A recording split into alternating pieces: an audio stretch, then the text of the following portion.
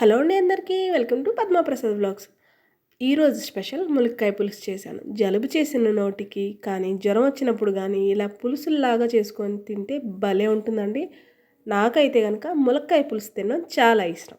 ఎలా చేసుకోవాలో చూసేద్దామా? చాలా ఈజీగా కడాయి పెట్టుకొని ఆయిల్ వేసుకొని కొంచెం ఆయిల్ వేడెక్కనివ్వండి. ఆయిల్ వేడెక్కాక కరివేపాకు వేసుకుందాం.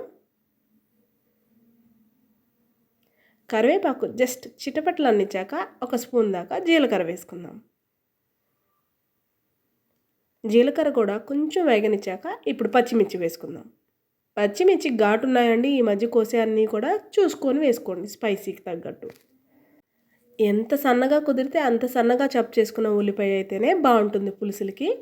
సో సన్నగా తరిగిన ఉల్లిపాయను కూడా వేసి ఉల్లిపాయ జస్ట్ పచ్చి వాసన పోయి మగ్గేదాకా మగ్గబెట్టుకుంటే సరిపోతుంది.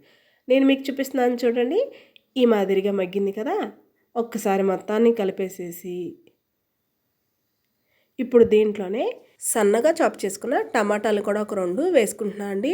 మీరు ఈ ప్లేస్లో అది టమాటాలు చాప్ చేయడం కుదరదు అనుకుంటే పేస్ట్ చేసి కూడా వేసేసుకోవచ్చు, గుజ్జుగా బాగుంటుంది. టమాటాలు కూడా జస్ట్ పచ్చి వాసన పోయేదాకా మగ్గ పెట్టుకుంటే సరిపోతుంది.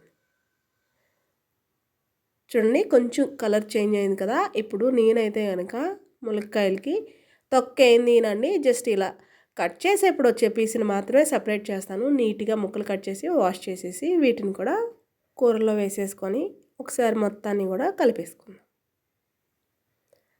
ములక్కాయ పులుసులో కోడిగుడ్డు వేసుకున్నా బాగుంటుందండి. కాకపోతే ఫీవర్ వచ్చినప్పుడు, కోల్డ్ చేసినప్పుడు ఎగ్స్ అలాంటివి తినడం వల్ల త్వరగా డైజెషన్ అవుతుంది అనేది నా ఉద్దేశం. చూడండి కొంచెం మగ్గాయి కదా, ఆయిల్ సపరేట్ అవుతుంది కదా. ఇప్పుడు దీన్ని ఇంకొకసారి కలిపేసుకొని ఇప్పుడు దీంట్లో రుచికి సరిపడా ఉప్పు, పావు టీ స్పూన్ దాకా పసుపు, రుచికి సరిపడా కారం, పచ్చిమిర్చి వేసాం కాబట్టి చూసి వేసుకోవాలి. ఇప్పుడు మొత్తాన్ని కూడా ఒకసారి ఉప్పు కారాలు ములక్కాయలకి పట్టేటట్టు కలుపుకుందాం. మీ ఇంట్లో ఎంతమందికి ములక్కాయ అంటే ఇష్టం అసలు చెప్పండి. మా ఇంట్లో అయితే పిల్లలిద్దరికి భలే ఇష్టం అండి. ఏం వండినా సరే ములక్కాయ వేసి వండితే చాలు ఇష్టంగా తింటారు. ఇప్పుడు ఒకసారి మొదలుపెట్టి కాసేపు మగ్గ పెట్టుకుందాం. చూడండి ఆయిల్ అంతా ఇలా సపరేట్ అవుతుంది కదా. ఇప్పుడు దీంట్లో ఒక పెద్ద నిమ్మకాయ సైజ్ అంత చింతపండును నానబెట్టి గుజ్జు తీసుకున్నాను. ఇప్పుడు చింతపండు గుజ్జును కూడా కూరలో వేసేసి మొత్తం కలిపి ఉప్పు కారాలు ఒకసారి అడ్జస్ట్ చేసుకోండి.